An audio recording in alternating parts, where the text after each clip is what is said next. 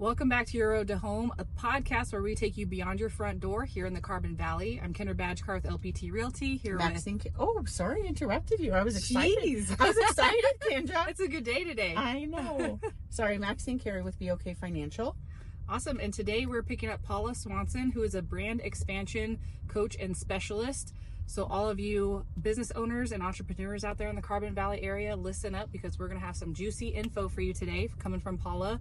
She also specializes in nonprofits. Yeah. And you know a little bit about... Yeah, the fundraising with nonprofits and how to kind of elevate any sponsorships and stuff I think you're trying to get. Yeah, she's very engaged and can elevate that. Very cool. Well, we're super excited to hear what she has to say today. I know she's going to be sharing a lot of really great nuggets with you guys. So make sure to tune in till the end today. And we're going to go pick up Miss Paula Swanson. That's awesome. We're almost there. Well, her front yard is so cute. We should show you her front yard. She's got all sorts of nice flowers. It's very cute. I believe this is an original house for Paula. Oh, wow. Yeah, that'll be good. So she's lived here for a long time. Very cool. So she loves her community. Hi, Paula. Hello. How are you? So good. How are you, Miss Kendra and Miss Maxine? Doing good. Thank you so much for joining us today. Oh, you bet. My pleasure. Okay. I was just while you're getting settled in, I was just telling Kendra, this is your original house, right? You were the original owner. Yep, 24 years now. Oh my goodness. 24 This is years. the second or third house occupied in this neighborhood. And there probably wasn't much Wow. south, was there? Oh, no, there wasn't anything. There wasn't anything.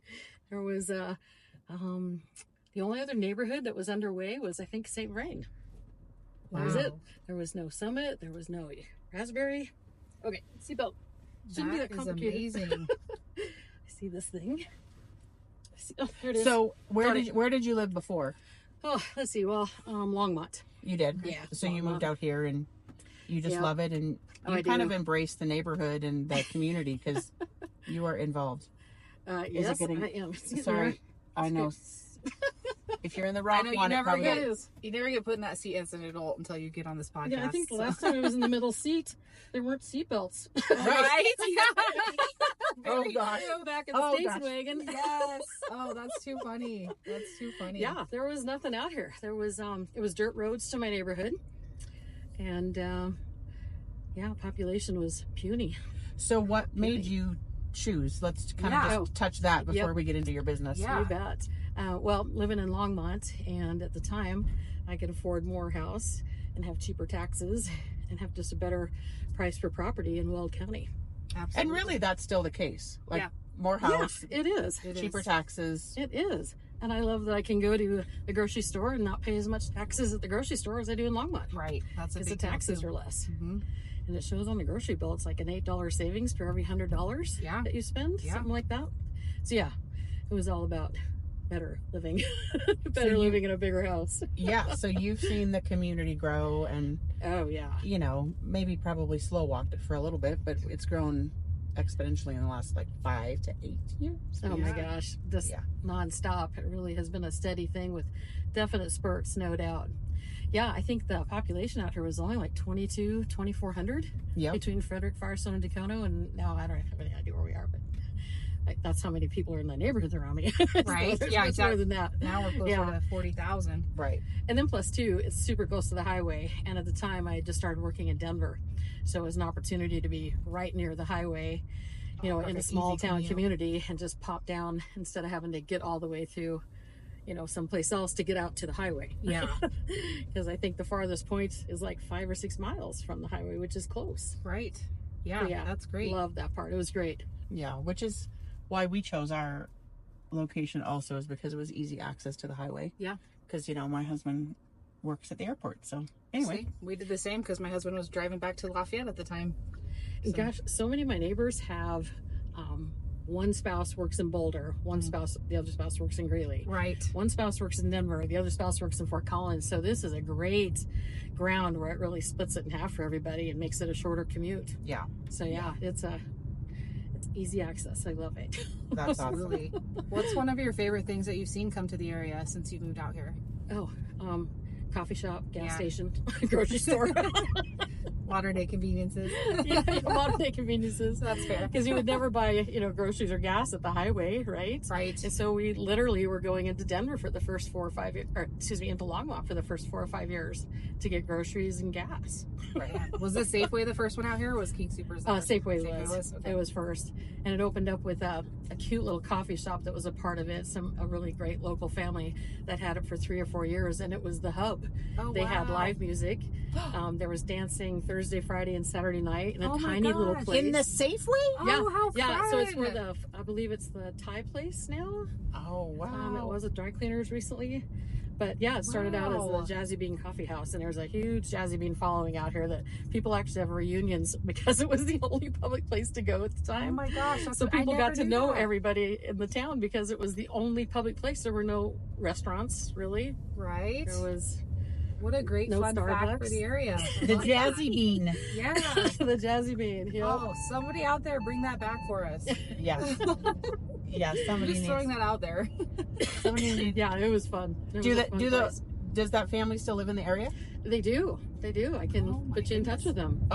Great people. Yes, we need to. You definitely Great need people. to. We You need probably to. already know them. Definitely. Oh, really? Yeah, Oh, yeah. All Yeah, right. they're good folks. Good folks. Yeah. That's awesome. All right. Well, let's get into you and what you're doing in the community. So you tell us what you tell us about your unique business. That's my unique We're business. excited to hear it. So I do experiential marketing and sponsorship coaching. Experiential marketing and spo- coaching. Yep, it's sponsorship coaching. So basically what that is any business that is trying to increase their bottom line revenue, I can go in, learn about their business, and help them create a marketing plan that's either short term or for single day events or just a promotion that they're doing, all the way up to I can fill a stadium Wow. for a brand and put the whole thing together. So it increases brand awareness and engagement with that brand. But then the key factor is I teach all businesses and nonprofits and entrepreneurs how to use sponsorships and partnerships for their business, where they're getting money. Any business can go out and get a sponsorship for their business. And that's not very commonly thought of, but I come from the sponsorship world, and I've just dealt with so many local businesses and mom and pop businesses that it's like, why aren't we reversing this and helping them drive funds for themselves, which increases their brand engagement Right. and exposure out in the community. So yeah. not just nonprofit. You don't. Correct. Okay, so then I probably misspoke in the introduction because I thought it was mostly nonprofits. But you help in the private sector also? Yeah, I do. Okay. So nonprofits, entrepreneurs, small businesses, all the way to big brands that we all know and support. So I've had all the different levels as customers in the past, and yeah, it's pretty fun. What inspired you to jump into something like that? I mean, that's a pretty unique area to be in. That's very cool. Yeah. It is. Well, I was super lucky when I was in junior high or middle school, however you want to call it now. I was singing quite a bit, and I was classically training at the time. So I would go to different festivals and contests and compete as a singer. And when I wasn't competing, to kind of calm my head and my nerves in between performances, I would walk around and see how do they put this together and what are they doing to support it and what goes onto the operations of this. And about that same time, I started doing a lot of summer festivals, either possibly singing, but more likely just going and helping. Mm-hmm. And I was really fascinated with what it takes to put on a festival, what it takes to put on an event. And then with that, I kind of learned how do all these businesses make money out of that and what is their thing. I started putting a bunch of weddings together when I was in junior high and high school, so it kind of came out of that with the planning and the organizational part from what I was seeing with festivals and weddings. Mm-hmm. But I went to college for music, really didn't do the wedding business much past 25. Really don't want to be in that business. It's kind of like being a referee. I'm sure that's a high stress area. Yeah, it was. And I went to college for music, so I saw a lot of productions and what it takes to market it, and how do you get people to come, and how do you engage an audience. And with that, it really kind of opened up my eyes to how do you engage not only just an audience, but how do you get an audience engaged with your brand. whatever that is. It could be a plumbing service, right. It could be a choir, it could be a realtor, it could be any business. How do you get people to be aware of the brand and engage with it to create that relationship that you want? Wow. After a handful of years of singing and performing, and I always worked for a grocery chain, a big grocery chain here in Colorado. I worked for them a long time, and it gave me the ability to do a lot of sports and a lot of performances.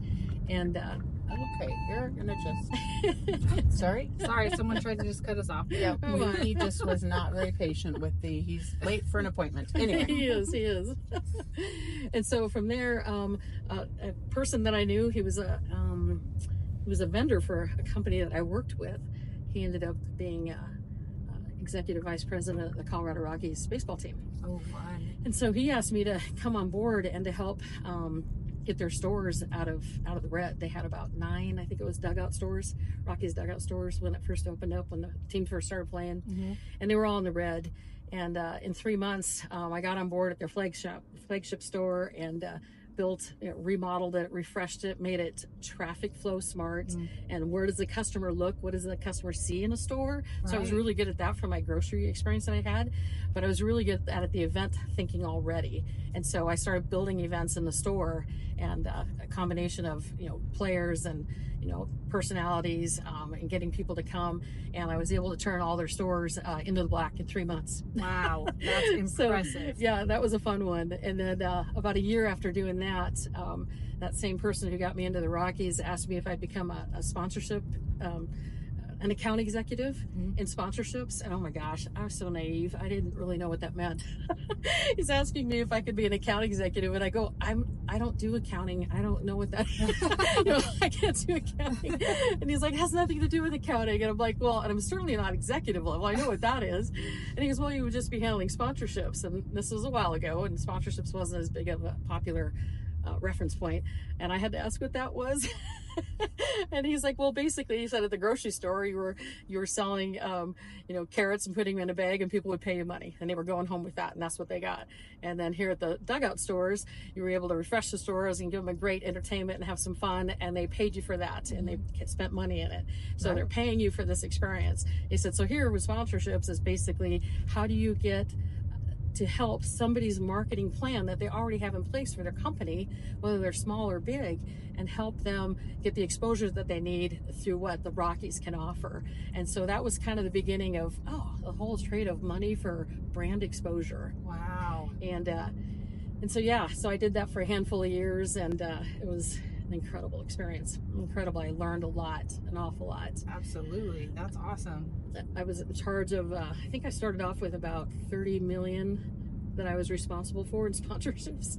Sounds like a crazy number, doesn't it? Wow, that does. Yeah. And I doubled it within a couple of years. Oh my gosh. And then awesome. I was pursued by Six Flags, the theme park industry, Six Flags. Yeah. So Six Flags had never done sponsorships. They'd never had a sponsorship department. Now Disney has always had that, but Six Flags has not. And so Six Flags had just gotten new ownership, and the new ownership were people I was familiar with because they came from the sport world and the media world, and I knew them. So they talked me into going into Six Flags and building a sponsorship department for them. And basically they had about, I think it was just over $3 million that Coke had paid to keep Pepsi out of the parks. Familiar how that goes? Yep. A brand Wow. will pay for exclusivity, right? Yep. And so they really only had that, about $3 million for 29 parks. And then 5 years, I took them to 50 million in sponsorships. Wow. Oh my gosh. And so, but what was cool about that was, I had 472 sponsors that I created with Six Flags. People that were paying money to get their brand in front of teenagers and moms and, the summer fun. Brilliant. Yes. And out of that 472, I realized like 430 of them were small businesses. They weren't the big brands that we know. They weren't the other big box stores. They were small mom and pop businesses that wanted the same audience that they offered. They wanted to get their brand in front of, teenagers or the parents making decisions. And so I flipped that. And now I help these businesses make sponsorships for themselves. Wow. So anybody who, again, is an entrepreneur or a nonprofit or a brand of any size, I can help them learn and I can coach them into how to get sponsorships and partnerships and other ways of money that come and support them and drive their bottom revenue line to help them stay afloat, increase their revenue income and their brand exposure and engagement. So, yeah. That's amazing. So wow. it's a long description of experiential marketing as being a sponsorship coach. Right. Wow. I am just blown away by that process. I mean, just to even think that way as a business owner changes everything. Right. It does. It does. And I've always had different organizations that are around in my community that knew what I did with baseball and Six Flags, and have always asked me, hey, can you come down and give us a hand and help us figure out our marketing or how we can get a bigger customer base or whatever. Yeah. So I'd always had a few organizations, quite a few nonprofits that were asking for help. So I always did that on the side. So I always worked for a big brand, but then I did that on the side because I loved to help that way and it was easy to do. And now I'm in a place where I'm not working for a brand, and I'm able to coach that one-on-one or in a class environment. And I'm actually building a school. It's called the Event Builders Academy. Awesome. And I'm teaching through that. I'm going to have classes start up at the end of October. That's so awesome. I'll be able to help brands figure out who's a good fit for them. What kind of a marketing plan can we put together?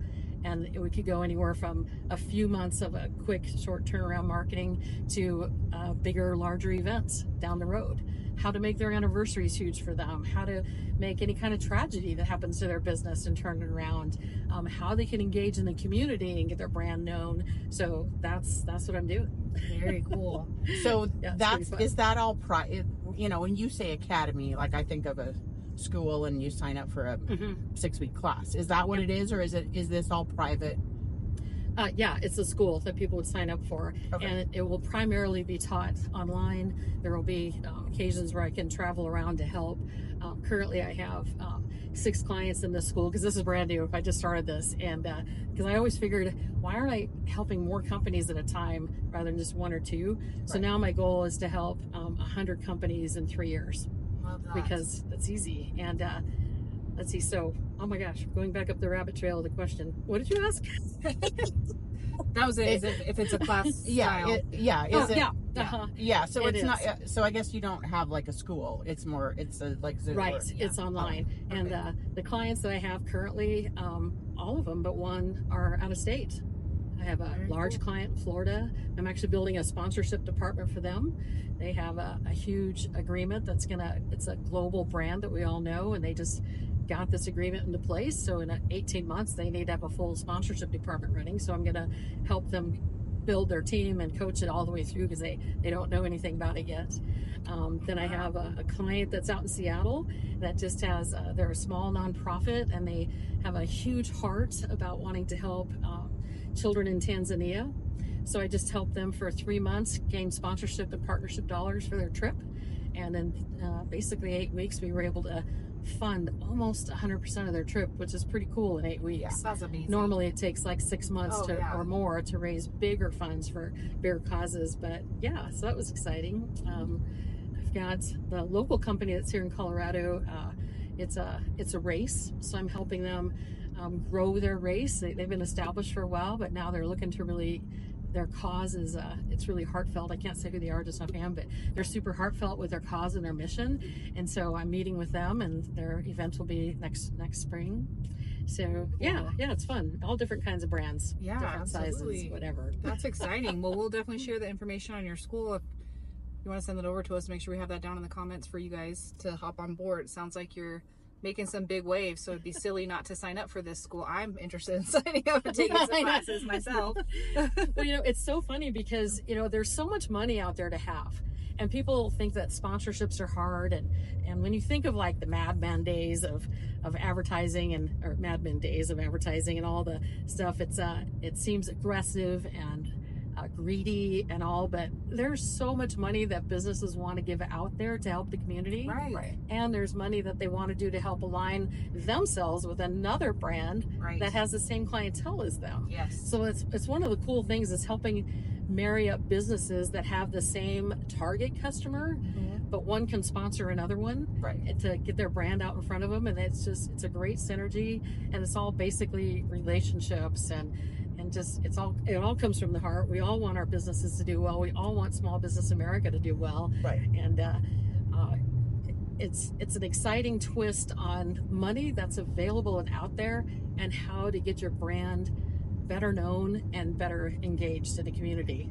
And that's fun stuff. And you can be small business and afford to do this, right? Like, yeah, you know, because I would suspect as a small business, like I would think, oh gosh, well I need hundreds of thousands of dollars to do this, and we don't have that yet. So yeah, it's affordable, and it's the opportunity of everybody knows they need to market their brand, or they're trying to drive the revenue to increase their business, right? Right. So it's like, what is it that you need to do that? And this would be the tool that would help get you the full education on how to put a marketing program into place, and how to do it with sponsorships and partnerships as well. And it increases, like as you grow your brand, you may have more money to throw back into your brand. Right, back into your brand or into the community, or the greater good of what you're trying to serve.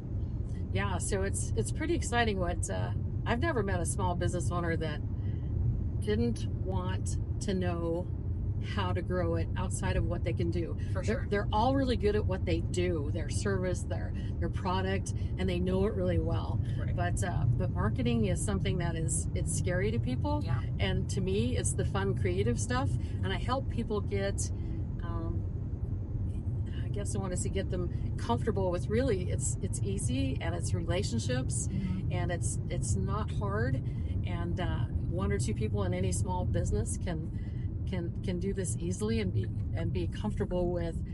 It's not going to be overtaxing their time. It's not going to drain them of energy. It's not going to, because that's the other small business concern, right? Too. Exactly. It's how do I juggle all of these? Yeah. How do you juggle it all? And so this is the opportunity of, oh my gosh, this was so easy, and I can guide people through it so they're in front of it.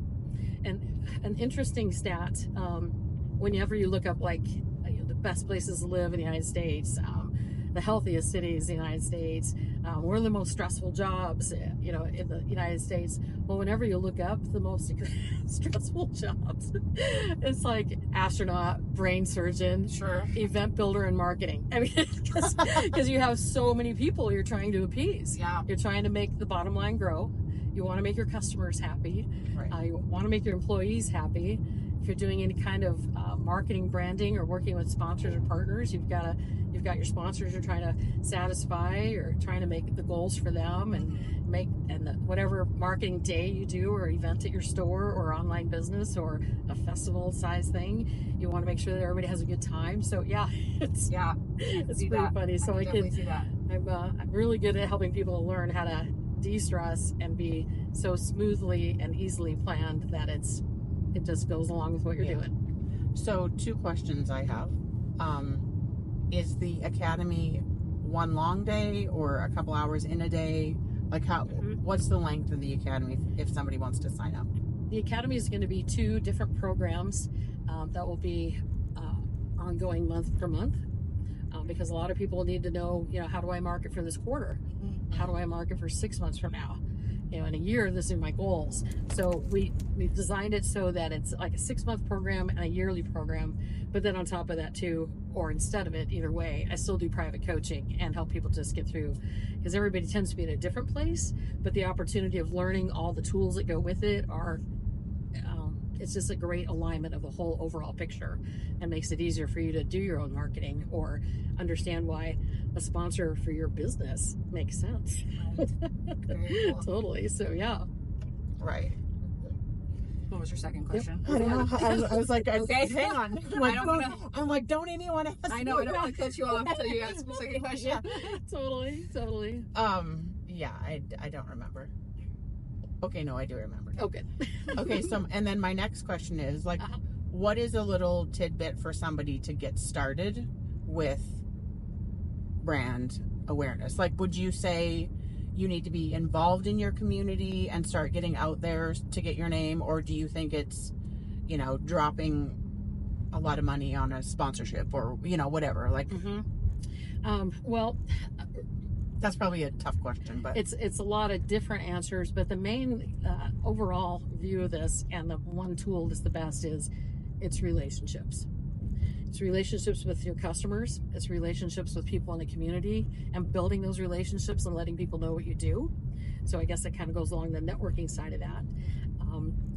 And then I help teach, can you be a sponsor for somebody that's going to expand your brand, or can we get you sponsors for your business that will expand your brand? It can actually work both ways.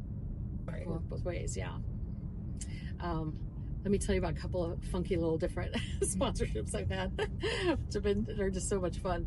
So when I was based out of Elitch's for my first few years, I was Six Flags, and there was a small business guy. It was he and I think he and his wife owned a business. They had one other employee, and they were doing a small shed building business. Little sheds, little metal sheds for backyards. And he really wanted to make this so that he could grow it and have like a handful of employees, and just wasn't sure what he could do to get out there. So he and I met personally on the side, outside of the Six Flags situation. I had met him through a different organization, and we were talking about, well, what can we do to get your brand out there that's engaging and fun and exciting? And it ended up that we put, this is so funny, we put a little shed that he built on our Halloween stage, because all the theme parks have a fall product, Halloween product that big families go to, and so we had him build a little shed, which we use for storage for Halloween stuff, but it was the centerpiece for where we had a contest of who could eat Madagascar hissing cockroach. Oh wow! And they would get a season pass for next year. But this is so funny that people would do this. I would never do that. I watched them eat them. Ugh. And but his shed was right behind it, right behind the thing as a backdrop, and we had it kind of decked out as like a haunted house thing, even though it was just a little metal shed. But he had his branding on it, and the place that this happened at was a key place where parents sit at the theme park while they're waiting for their kids. Nice. So that's where you get his brand in front of them. So we did this just for one season. It was in the park for 2 months, and he got his goal. He was able to have 5 employees, and he grew so much they had 9 employees. Oh my gosh! And that was the only thing that he did. That's incredible. It was the only thing that he did that was different. And so that's the fun of what I like to do, is what is it about your brand? Where can we place it? Where can we put it? How can we engage with the public so that they notice your brand, and it's different and it's unique and it stands out? And what can we do to make that, to have that grow? And who would have ever thought of that? Yeah. Like something as easy and, Right. Oh, yeah. awesome. When he was talking about, he obviously built sheds, and I'm like, okay, so what is he, can we use a shed anywhere? Where can we put a shed?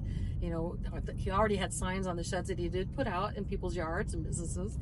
But it was like, where can we do that's high traffic, high centered, that doesn't have much of a cost? Now for him, he didn't pay Six Flags anything. He paid just to have he just had the shed made. So it was a partnership. It was kind of a trade. Yeah. So we got to get storage out of it, and he got to have his brand there, and it was all decked out like a haunted house. Love that. It was just so simple, and it was easy.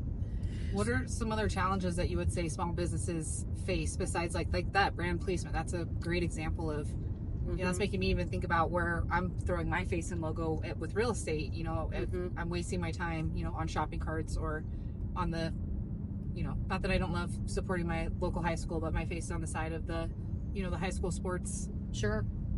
Places and all that stuff. So yeah, there's so many fun and different things. And I think the opportunity of, where can you go that people will spend a brief moment of time with you in an entertainment situation?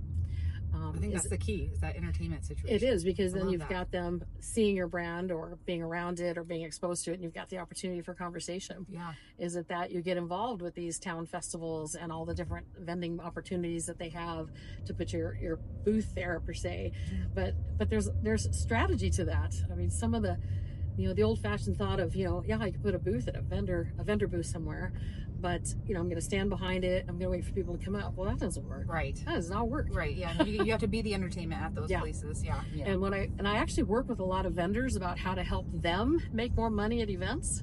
So I teach people how to make more money at events by, okay, you've got this booth, this is your product, what can we do to make it engaging and fun? You're going to stand out front. You're not going to be hidden back behind your booth. You're never going to sit down. You're going to have more than one of you, so you have more. You need the wheel with the lollipop. Yeah, you need the wheel. I personally think somebody needs to do a whack-a-mole.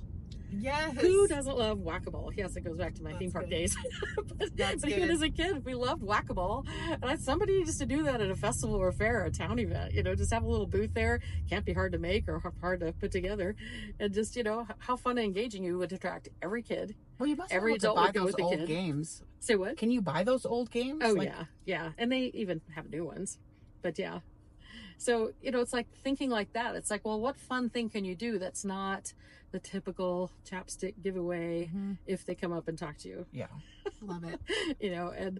And really just having that opportunity of having fun and engagement, because when people are fun and engaged, their endorphins are up. When their endorphins are up, they remember brands. That's good. So it's the whole science behind the marketing thing. It's pretty fun. So how has that changed with technology? Like, because when you first started doing it, there wasn't the internet. There wasn't. Are you saying there was no technology when I started? Well, no. Pull her out, Maxie. No. I'm pretty sure they had AOL. Well, maybe not that. Totally had AOL. But and so there are differences. So I worked for a company that was a restaurant, still is, during COVID. And of course, at that time, restaurants and everybody were like, oh my gosh, how are we going to survive? What are we going to do? And unfortunately, so many people could not stretch or think outside of the box, or didn't even spend $50 to go have a conversation with somebody about what else we can do. Because all we know is what we know. Right. We need to reach out and talk to other people that have a variety of experiences that can help you. So this restaurant, they had, there was somebody that came in about the second day and said that they wanted to have some food sent over to his sister. She worked at the hospital, and of course at that time we were all worried about our hospital personnel and what was going to happen, because this is right at the very beginning. And so I thought about it for that night and thought, okay, how can we help the community?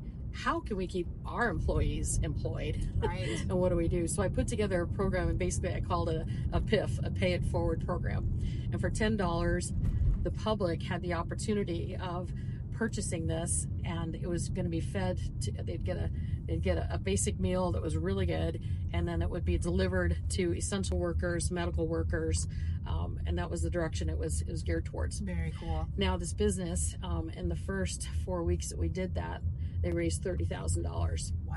And that $30,000 kept their employees afloat. Yeah. Kept their employees afloat, kept the building open. But that was a whole new strategy of how do you, it's not a food truck, it's not delivery. It's how do you do a great full circle thing that feels good to your heart there, helping people. And a lot of people wanted an outlet at that time. So you knew the money would be paid for by the public. Right. And it was a pass-through at this restaurant. And so, it worked. It helped everybody. People got to feel good about donating and helping. The restaurant got to keep their employees. Right. That's huge. and then there were people being fed that, couldn't get lunch out when they were out working or whatever, and were being recognized and knowing that they were being cared for. That's amazing. So that was a fun program. That was fun. Wow. You've got my wheels just spinning. I know, like that. And I have loved this conversation so much. I'm so grateful that you jumped in the car with us today. What are some, you kind of already hit on trends. I want to ask you, what are some new trends that you're seeing today? Maybe if there's anything that you haven't shared already that small businesses can consider and start to think about. Mm-hmm.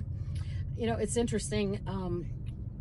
I almost feel like trends are circling back. What worked forever, and then technology came, and we had, we've got a great plus with all these tools that are happening. But what does it really come down to? And it really comes down to that relationship that you have with your clients or a future customer. How do you help them feel a part of your brand, or engage with your brand, or totally in the know of the brand? Like, if you're an accountant and you've got all these different clients that you do, the accounting for, do each of them know how much you care for them and how grateful you are to have their business? Right. So some of the old things that used to work we're seeing again now. And AI is an awesome tool, but AI is not a personal touch. Right. And personal touch is the most powerful marketing tool ever. Word of mouth. personal touch is the best. The ability of saying to your customer, you know, yes, we're so grateful for your help. Thank you for coming in and letting me be a service to you. But what else can you do? Can it be that you actually call them at Thanksgiving, call them on the Monday of Thanksgiving and say, hey, I just want to say thank you. I want you to have a fabulous time with your family and friends this week, and I'm so grateful you're my customer. Who does that? Right. Not very many people. But I tell you, when I've gotten those calls and when I've made those calls, it's just, they end up being the most endearing, heartfelt connection, and it's a 30-second phone call. Right. And then those clients end up being clients for life, and I guarantee you they will tell somebody, wow, somebody called me and thanked me. Right. You know, because again, everything is instant. It's text, it's, you know, it's by email, and those are not personal touches. Right. They're not. They don't have any impact on you. But somebody really going, or the opportunity of even going to their place of business, or having something delivered to their home, or, you know, taking them something to their house at a holiday time or whatever, you know, letting them know ahead of time, hey, you know, I've got some things I want to get you for this holiday season, or, you know, 4th of July season, whatever the holiday is appropriate, and taking something to them. I mean, who does that? Right. Nobody and don't does. just drop it at the door. You got to ring the doorbell. Right. You got to hand it to them. Right. You need to say, are you know, hey, I'm going to come by, you know, between 3 and 5, you know, are you going to be there? And I need you to be there to receive this. And I'm like, oh, wow, this is really important. Okay. So they're going to be there. Yeah. And then you get a chance to just have that 30-second conversation with them. And it's so funny because there is a cost in what you would spend to get them an item or a thank you gift or whatever, even a thank you card. And it sounds hokey, but everybody remembers that. Even the 25-year-old goes, wow, I got a card. Or they came to my house and they gave me this thing. Yeah. They remember that. And it's so funny. Every generation will acknowledge that, even if that's not their norm. Yeah, totally. You know, so it's funny that's like the trending touch. And I think it's the piece that's going to balance out, you know, all the AI opportunities we have, all these great tools. I love that. You know, we all use them. I like it.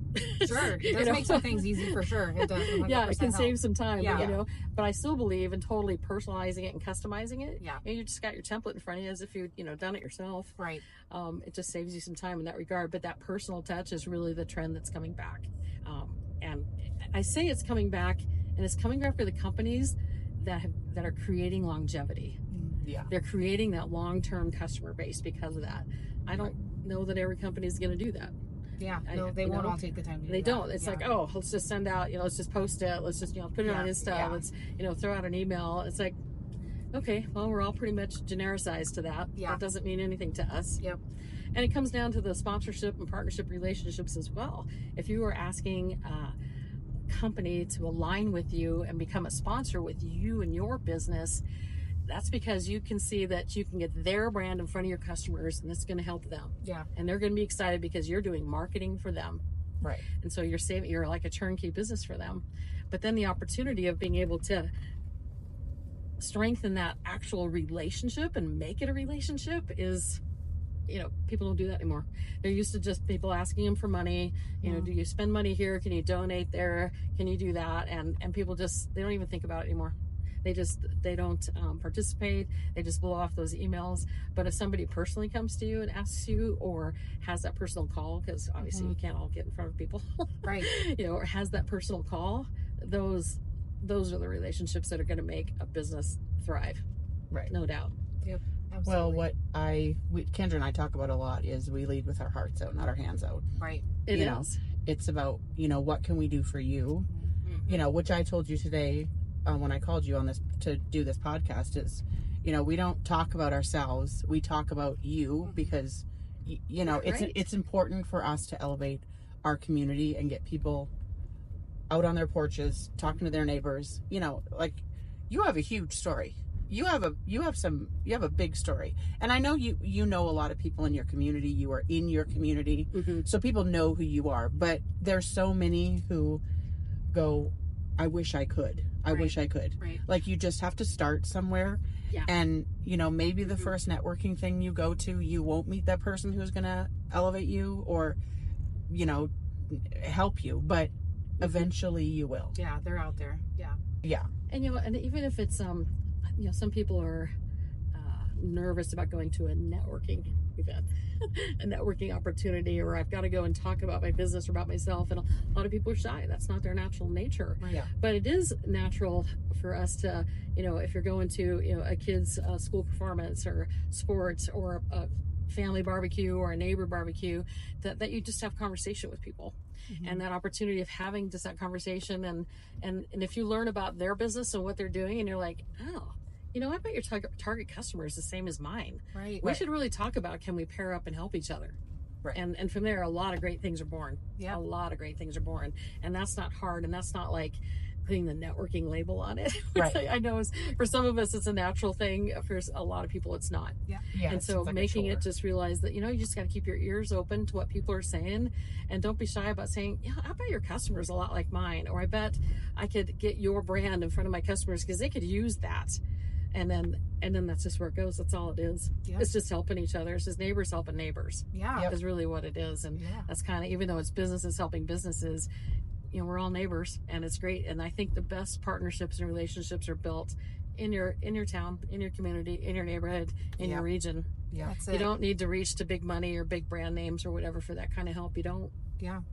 Well, back on camera here. Yeah, back on camera. As I was saying, it reminded me of a great thing that we hear at our church all the time, that if you want to go fast, go alone, but if you want to go far, you should go together.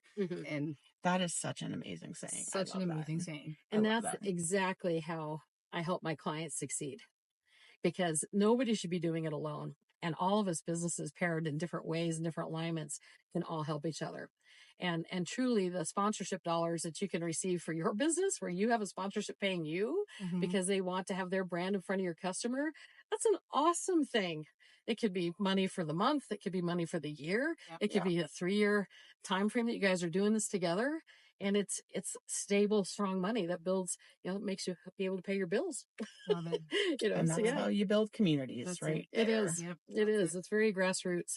And I personally don't know anybody else is doing it the way that I'm doing, helping businesses see it in reverse. People are used to spending money as a sponsorship, but to see it in reverse, I don't know anybody that's doing that. And that's something that, as I was always helping all these businesses, I'm like, well, why don't we get this brand over here to help you, you little brand?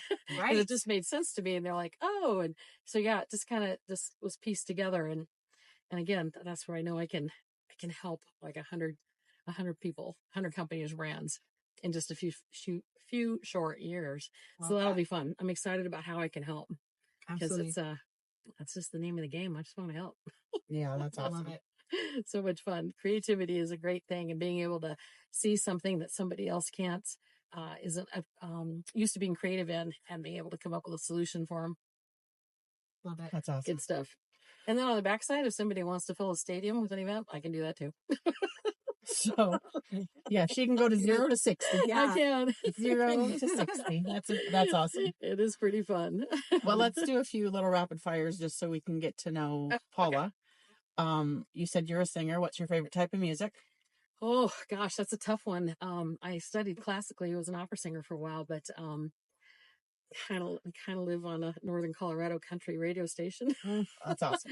But I love everything. Big band is probably my where I live for the most relaxing, rejuvenating music is big band. Big band. Oh wow, that's awesome. Yeah. Do you play an instrument?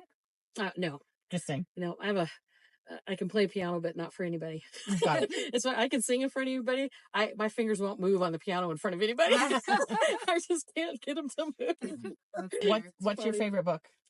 Oh, I love biographies, and I just finished reading about Hedy Lamarr, and we all know her as the 40s and 50s actress. She was known as the most beautiful woman in the world. And she had an incredible history. She was in Nazi Germany, and she hated what she saw. She was able to get to the United States. She created, I want to say it's, what was it? They called it a bouncing wave. She created the wave, which is today Wi-Fi, Bluetooth. Wow. She created that. What? Wow. She created that. Yeah. That's amazing. Highly recommend reading about Hedy Lamarr. Hedy Lamarr. Very cool. She's pretty amazing. I have goosebumps. Is she alive? No, she's passed away about 20, 30 years ago. Okay. But, and she was never recognized, of course, because she was just too beautiful to be smart. And so the appropriate people didn't recognize her for that, but they sure used her invention. Heck yeah, they did. You know? Wow. Yeah. Amazing. But it's cool. I love reading biographies. That's awesome. Auto or buy. Yeah. Pretty neat what people can do. Love it. Oh, I just read The Endurance. Have you guys read The Endurance? No, but that's on my list. Oh my gosh, so good. Julie awesome. will make an incredible movie one day, and it's about a ship in 1912 that went around, was trying to cross the Antarctic, and it's the perils of what they went through. I won't say anything else, but I got past page 30. It was pretty boring, the first 30 pages. After that, it was like I couldn't put it down. And I literally read the sizable book in 2 days. Wow. I couldn't stop. It is the most incredible I don't say it's an adventure because they didn't set out for this type of adventure, but it's pretty remarkable what these people went through. Wow. That's awesome. I love those kind The of stories. Endurance. Okay. Again, biography kind of thing. That is on my list. That's awesome. Well, Paula, we really do appreciate you coming for a ride with us. We learned a lot about you. We learned a lot about how we can elevate our own businesses for our business owners out there. So we thank you for that. My pleasure. I feel like I'm lost right now. Actually, I'm not, but it's but anyway, so we hope you all enjoyed this episode of Your Road to Home. We hope you get out there and meet your neighbor and love where you live. Bye for now. Love where you live.